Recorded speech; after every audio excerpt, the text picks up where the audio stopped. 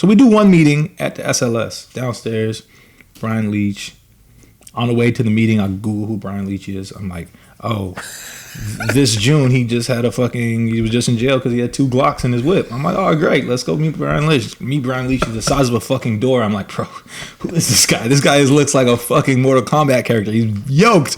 I'm like, him and Dr. Dre must be in the same program. These niggas ain't playing. So I'm like, all right. He shakes my hand. I was like, bro, this guy's strong. Then the other old head dude he will remain unnamed, so we have no heat in these streets. Old head dude comes. He's backing one of the dudes from the Chill Black Guys, and I'm just like, what the fuck's going on? The dude that you felt was trying to sun you, basically. Yeah, he was sunning me. He wasn't trying. He was definitely doing it, and I was like, I wasn't having it. So he pulled me to the side. He's like, yo, it's all good. I'm just here to just make sure everything goes smooth. Blah blah blah, whatever. So we do the meeting. We're talking about the deal. We're saying they're like, yo, we love the energy. We see you guys everywhere. Your shows are popping. Your videos are popping. Everything was just sick at this point.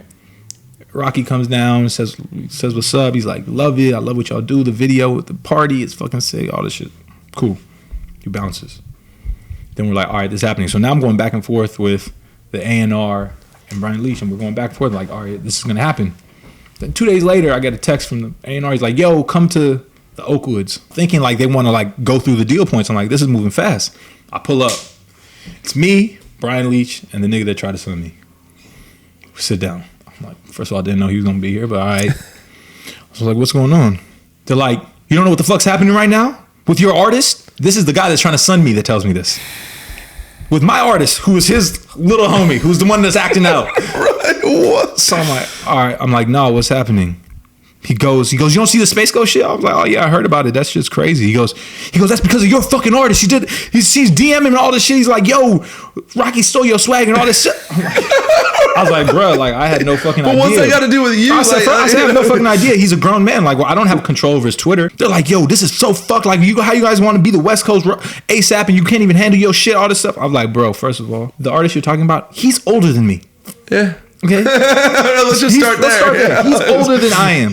Second of all, I don't have control over his Twitter. He's a grown nigga, and he has a relationship with this dude. I have no idea. You guys know about this before me. I'm finding about this about right now. So I call him. I'm like, yo, is this true? He goes, yeah, it's kind of true. Like, I was just talking to him. It's like, it's not the way they saying it. But I was like, all right, hang up. I'm like, it must be true because this guy would never tell me the truth anyway. Wow. So did you have to eat it again, like you did with the gun at the neuro office? Right there, it was done. Like they like. From then on, we like they were like, all right, we'll fix it, blah blah blah, and nothing ever happened, and then their whole shit just kept going down like that. They were banking on that moment so hard. Everything was just positive, growing, popping off, sold out shows, nothing but momentum for those guys, right? And then like it was leading to this moment because now they're like, yo, we need more money, we need more investment, we're trying to quit our jobs, blah blah blah. I'm like, all right, let's do it.